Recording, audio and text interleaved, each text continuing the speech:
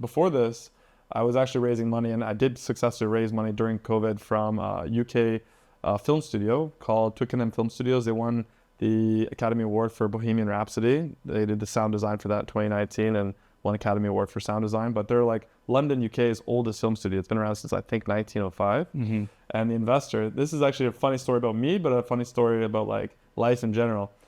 The investor's name is Sonny Vora, and he's a great guy.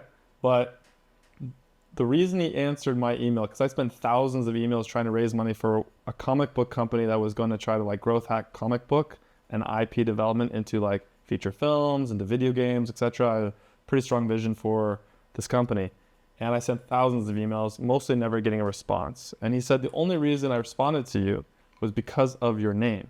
And what was crazy serendipitous about that is that my legal name isn't Octavius Ra. It's a name I gave myself when I became a writer, which then led me to this guy, Sonny. And Ra is the Egyptian word for sun god of Egypt. And like the idea behind that was because I actually wanted to explore moving places like California or Australia or places like Bali. I wanted to chase more sunlight literally in my life. And my investor's name is Sonny. And he said the only reason I answered, yeah, isn't that crazy? Wow. Only reason he answered my email was because of my name too. So that's what he said. And then of course we developed a more professional relationship beyond just superficial name titles, etc. But yeah, so I came to Bali, and I'm still working on my comic book company, etc. But there were some delays with some funding. There's some delays with some partner issues as well.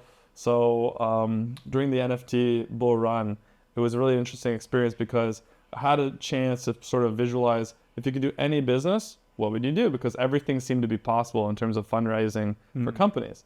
And I started playing around with this idea with like living. I was living in Bali for the first time, and I really liked living in Bali, but I felt like there were some things missing wherever I stayed. If it was a hotel, there was something missing. If I stayed at a villa, there was something missing. If I stayed at a guest house, there was something missing. And I started working out what was missing, etc. And I wanted to create a vision for a company that would like have everything that would be potentially needed in the location, and then have these locations all around the world.